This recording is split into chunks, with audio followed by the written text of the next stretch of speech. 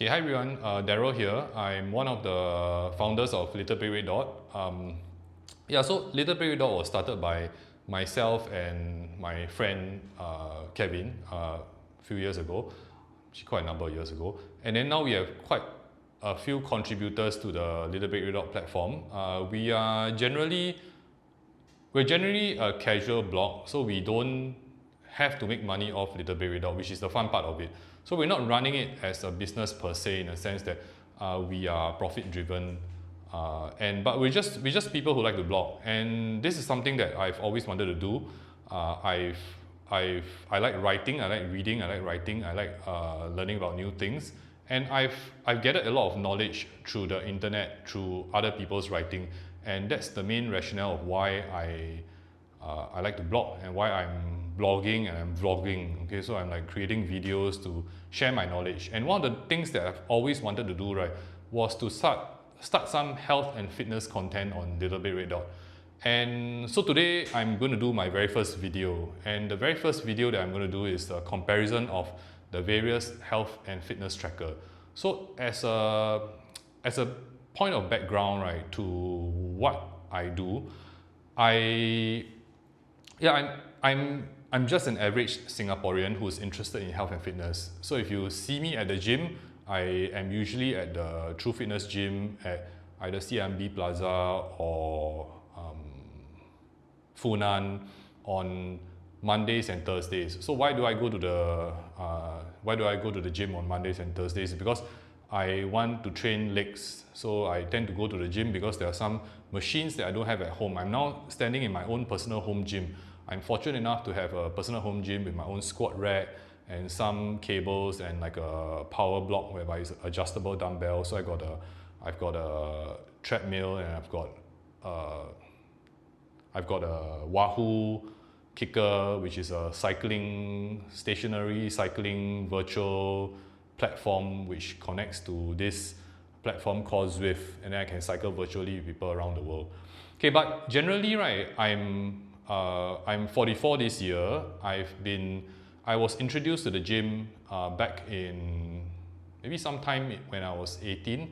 So when I went into the army, then after that, some of my friends were like, hey, have you been to the gym? Then I was like, yes, I've been to the gym because, back in earlier days, then I did a bit of track and field here and there. Then we tend to go to the gym to do specific lifts so that we could train to run faster or jump higher or something to that effect. But it was always about function over aesthetics. But generally, when you start going to the gym, it's because you want to look a little bit better. I understand that no one will be training arms if you don't train arms and you don't do bicep curls because of function. You do that because you want your arms to look a little bit bigger. Then you do it so that other people can see that you have big arms. Then people say, oh, you are so fit. Okay, but for me, I'm past that already. So if you see me at the gym, right, I tend to just do my own stuff.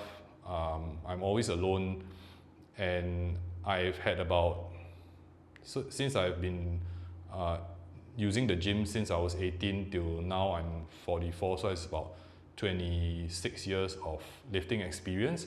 But I'm not doing very heavy lifts, which means that I do functional training. I do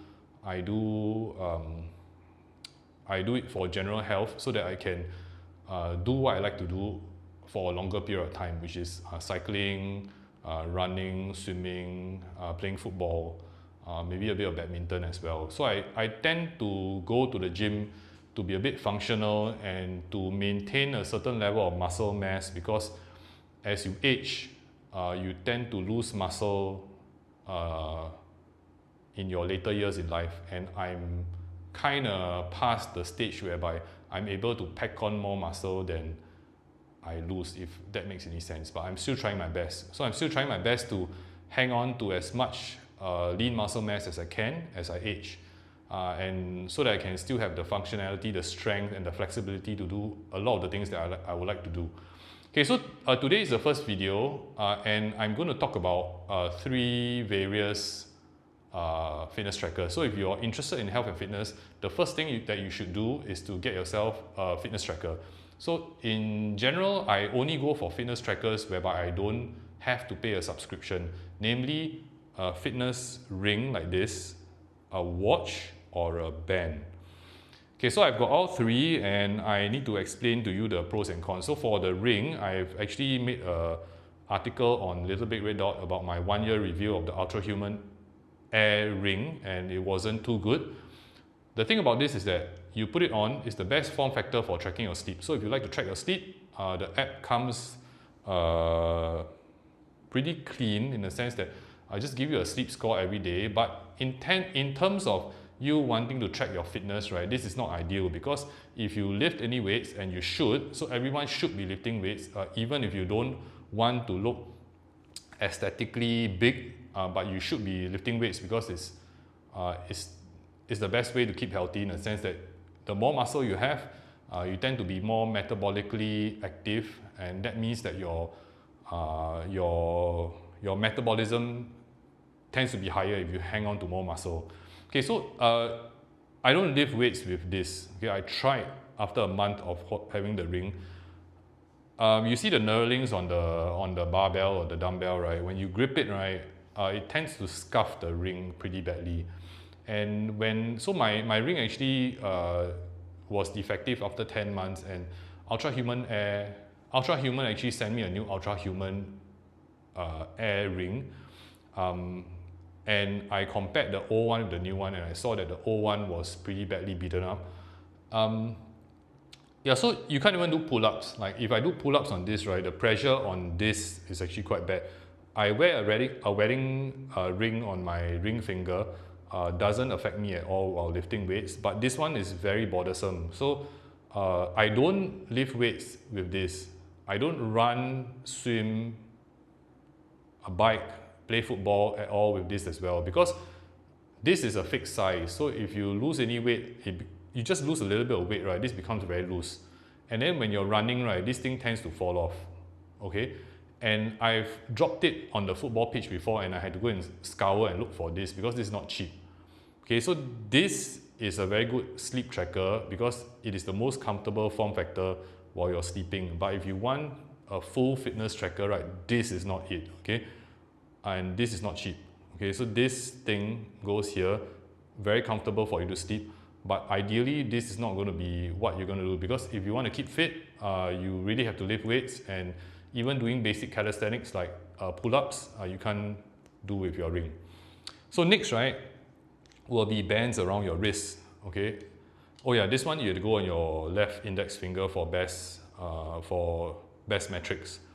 Okay, and yeah, so that's why it's always here. So this is the, it can't leave, you can't put it on any other finger for the most accurate reading. You can, but they recommend it here, and once you put it here, you can't lift the weights.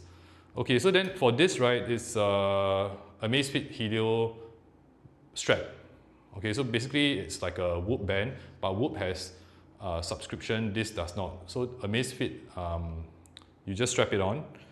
The good thing about this is that if you're lifting weights, it can sense the exercise you're doing. Okay, so that means that if I'm lifting weights, I do like maybe a barbell bench press, then it can actually sense that I'm doing a barbell bench press, and then it can record the number of reps in the mobile app. So that's the good part about it. It's not always accurate. I realize that it's accurate about 50 to 60% of the time, but it's good that if you are somebody who is recording the exercise and the reps and the weight that you are moving, which you should have an exercise journal. You should have an exercise journal when you go to the gym. You shouldn't be just going to the gym blind and not remembering your best lifts. So then this helps you integrate everything into one app.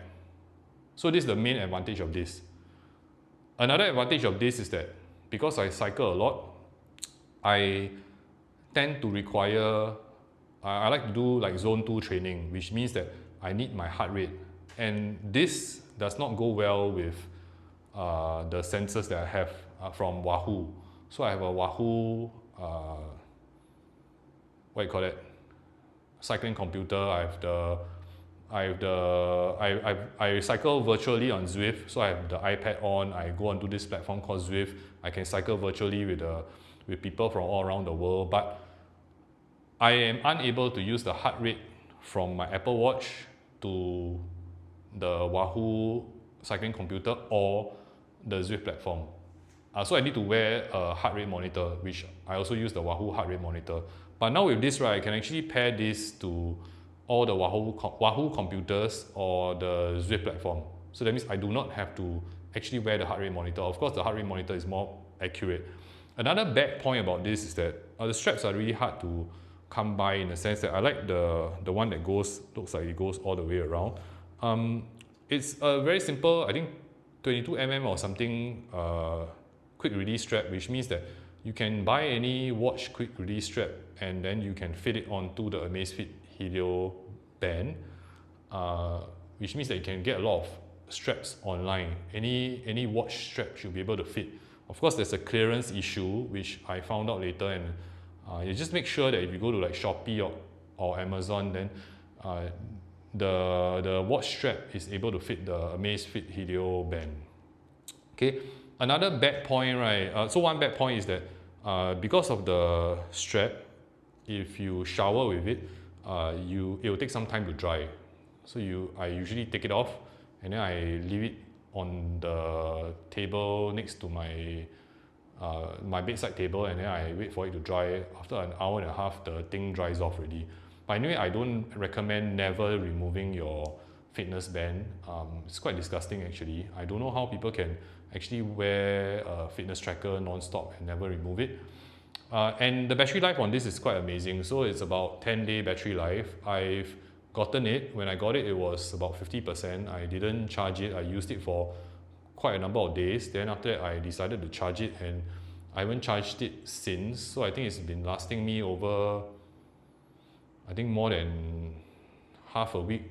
And then it's only gone now it's still, I think, maybe 60 or 70% battery life left. So I think 10 days is about right. I do turn on the workout function quite extensively. Okay, then a bad point is that it doesn't have swimming and football as its activities. So which means that I cannot actually press the activity and say I'm playing outdoor football now. I can on my Apple Watch. I can't on this. I cannot track that I'm swimming on this as well. So it doesn't have, like, you go to workouts, you press, you go swimming, this doesn't track. So that's the bad point about the Amazfit Helio Strap, and I think they can solve it with a software update. And finally, right, this is the Apple Watch, so it works well with the whole Apple ecosystem. Bad point about this, right, is that it doesn't work well with other ecosystems. Like I mentioned before, if I want to track my heart rate, I can't use this on the Zwift platform. I can't use this to connect to my Wahoo computer. And that's a bad thing, because then I have to wear a heart rate monitor. So it's quite stupid, because like I actually have to wear my Apple Watch because I want to tell time. Then maybe I just want to track. I don't know for what reason I wear my Apple Watch when I cycle. Then on some occasions, I also wear a heart rate monitor because I want to cycle in that particular zone 2 that I have. So I want my heart rate to be of a certain beats per minute. For those of you who cycle or run, you understand what I mean. Okay, and then so it's quite stupid when I'm wearing so many multiple gadgets. So in future, I think when I go cycling, I'll just wear this. But when I'm playing football, I will wear this. And when I'm swimming, I'll wear this. The problem with this also is the battery life. The battery life is horrendous. It's a 2-day battery life. This is 2 days. This is honestly 4 days only. So Ultrahuman Air tends to tell you it's 5 or 6 days. That's nonsense. This is, from the start, it has never been 5 or 6 days. It's a 4-day battery life smart ring. They'll tell you it's 6 or 7 days because they ask you to put on some battery saver mode, okay, which doesn't make sense because you're buying it for the sensors, not for the sensors to sleep. And then this one is genuinely, I think it's 10 days. So this is the best battery life. This is the worst. This is somewhere in between. This one you have to charge And the charging is that Apple plug that you magnetically clip behind. That isn't much of an issue. I think the bands and everything, the watch actually holds up pretty well. I don't have a screen protector. I don't put anything around it, and I've been having this for almost 2 years and there's no issue. Okay, and it works well with the whole Apple ecosystem. So if you're using an Apple phone, then a smartwatch like this, like the Apple Watch, right, I think is the best solution. I've tested out the Galaxy watches, and I think the Apple Watch is still miles ahead of the Galaxy Watch. Okay, but when it comes to maybe the real focused triathletes, then I think you would be moving down to the Garmin watches. But overall, for people who are interested in general fitness, I think the Apple Watch does a pretty good job. So in all honesty, if I could do away with one, I'll do away with the Ultrahuman Ring Air, because I think this is generally less comfortable than this when it comes to sleep tracking, but I'm okay to wear this to sleep. I'm not okay to wear this to sleep because it's quite bulky. Then when it comes to tracking all my fitness metrics, right, these two will do already. So if I have this and this, I can track everything that I want. Okay, so if you're interested in health and fitness, you should always get yourself a fitness tracker. And these are the 3 form factors that I think are out there. And these are the 3 items that do not come with subscription. Okay, and generally, this is competing with the Whoop Band, in my all honest opinion. The Whoop Band, the interface is actually quite nicely done, but this has the weightlifting function, which I value so much more, and therefore I think that this is a lot more functional for what I use than a Whoop Band, and it's a lot cheaper as well. So I paid about, I think, $129 for this, but the Whoop Band MG would cost, I think 1 year you have to pay about $300 over US dollars, which is so many times more expensive, like 5 to 6 times more expensive just for 1 year. Apple Watch is not cheap, but it lasts it's been lasting me for a good 2 years. And if you want the Apple Watch to have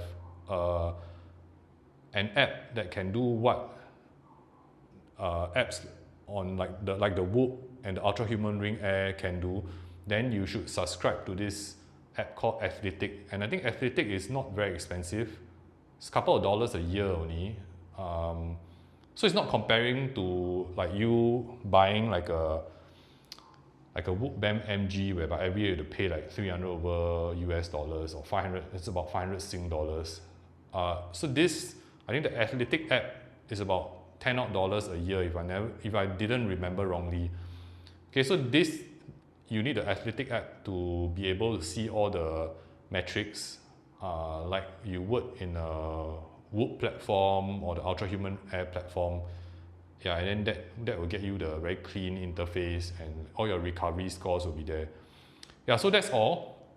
If you found this video interesting, do give it a like and a thumbs up, and then do subscribe to our Little Big Red Dot YouTube channel. I'll be making more health and fitness related content for everyone. So do stay tuned. See you in the next video. Bye.